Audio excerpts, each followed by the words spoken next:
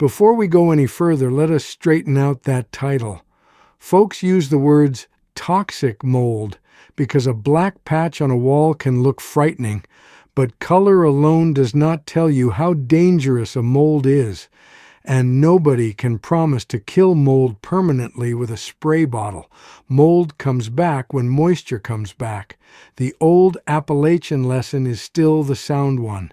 Find the water, stop the water, dry the materials, then clean or remove what cannot be saved.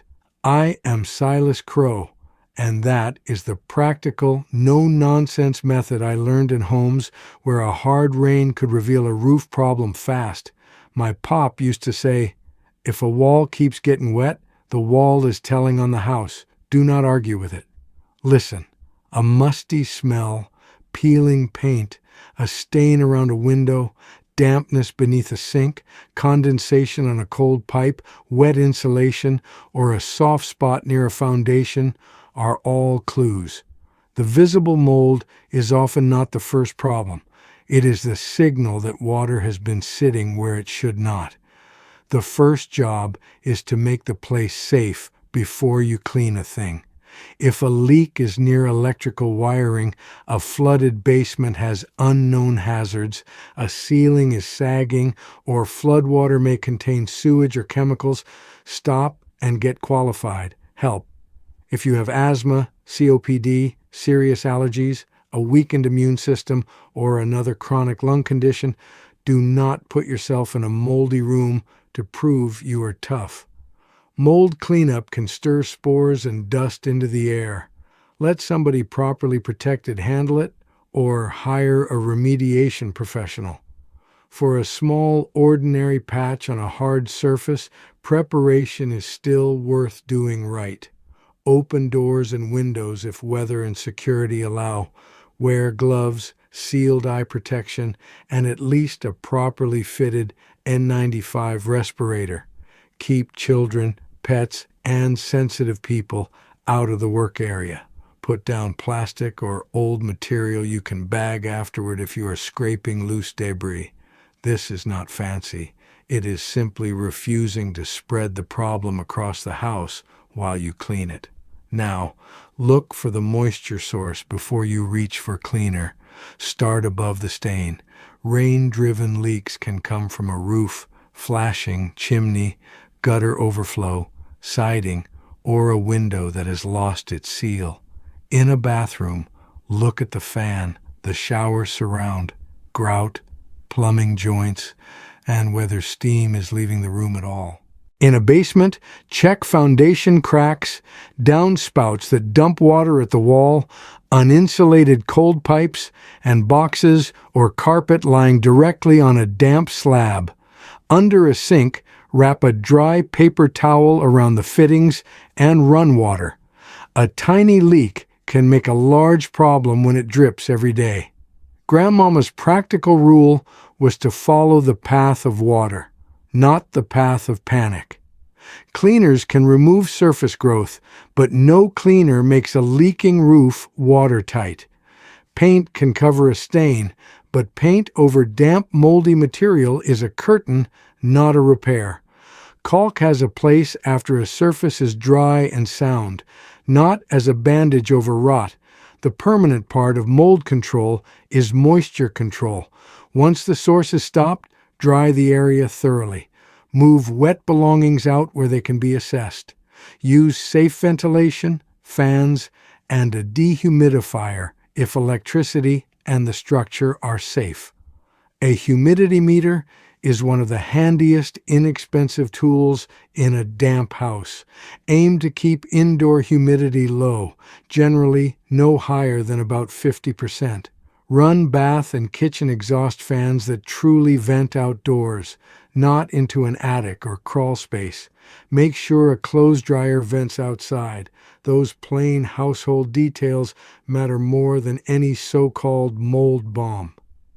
Here's the hard distinction. Hard, non-porous surfaces can often be cleaned and dried. Water-damaged porous materials may need to go. Glass, tile, metal, and some finished hard surfaces can often be scrubbed with soap and water or another appropriate household cleaner, then dried completely. Drywall, ceiling tile, carpet backing, insulation, cardboard, upholstered furniture, and wet paper are different. If they are moldy, soaked, crumbling, or cannot be dried fully, cleaning the face of them may not solve what is inside. Removing damaged material carefully is often the honest fix. For a small patch, scrub visible mold from hard surfaces with detergent and water, collect the residue, and dry the surface right away. Some public health guidance permits a bleach solution of no more than 1 cup of ordinary household laundry bleach in 1 gallon of water for appropriate hard surfaces. But bleach is not required for every job, and it is not a cure for wet drywall or hidden moisture. Follow the product label, ventilate well, and never mix bleach with ammonia, vinegar, acids, or any other cleaner. Those combinations can create dangerous gases. One product at a time is plenty. Do not dry brush moldy drywall, grind it, or blast it with a high-pressure washer inside a home. Do not fog a room and call it remediated. Do not trust ozone machines, perfumes, or essential oils to repair an active leak. And do not spend your first dollar on a mail-order mold test when you can see growth or smell dampness. The important work is visible. Remove the growth safely, repair the water source, and confirm that materials are dry. How large is too large for a do-it-yourself job? A useful public health rule of thumb is that a small area, less than about 10 square feet, may often be handled by a homeowner who can work safely.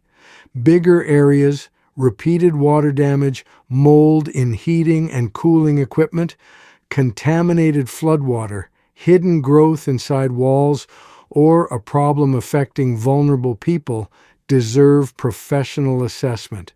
If you pull back a baseboard and find widespread damage, that is not the moment to press on because you already bought gloves.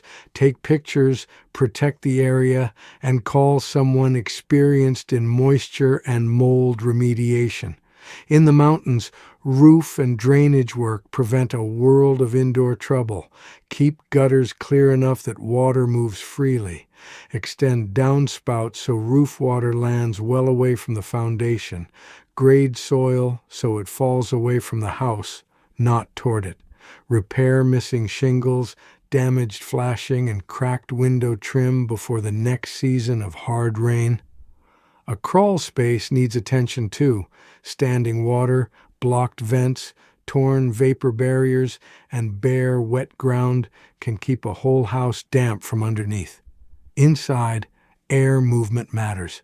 Steam from cooking or bathing is water looking for a cold surface. Use a bathroom fan during the shower and let it run afterward, if it vents outside.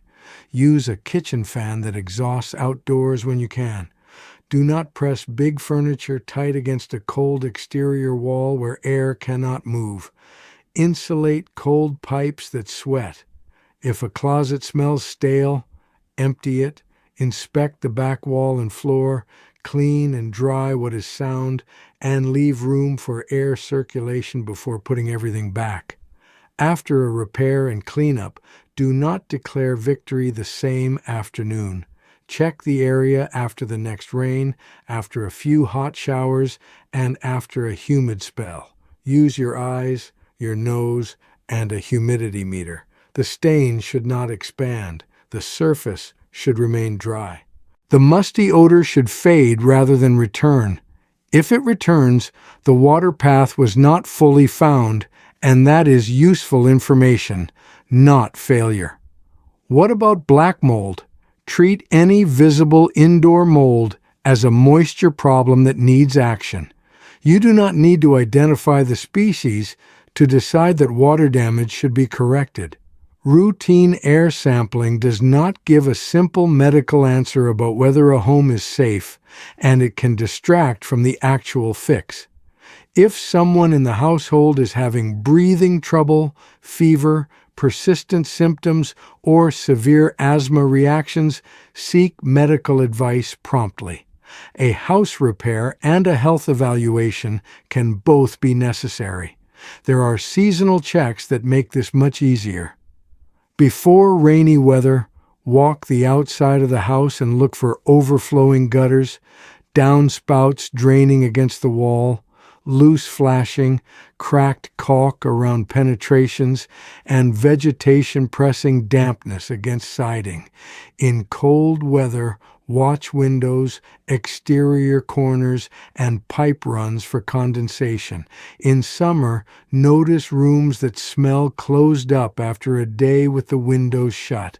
A 10-minute inspection at the change of a season can catch what an expensive repair later on cannot hide. If you rent, put moisture concerns in writing. Take dated photographs of stains, leaks, wet carpeting, and damaged belongings. Tell the landlord or property manager promptly and keep a copy of the message.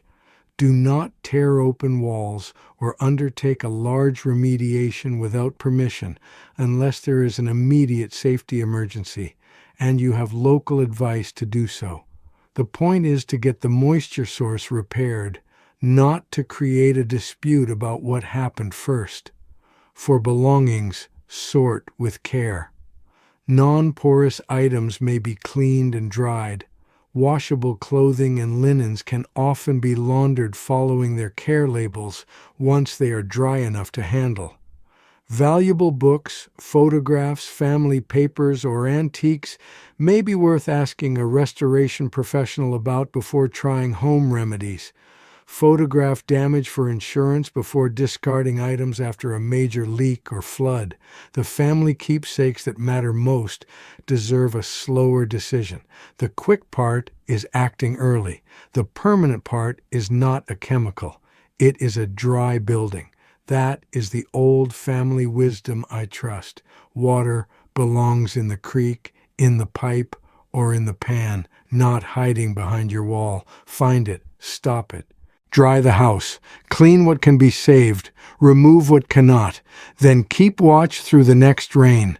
That is how you turn a scary patch of mold into a solved maintenance problem.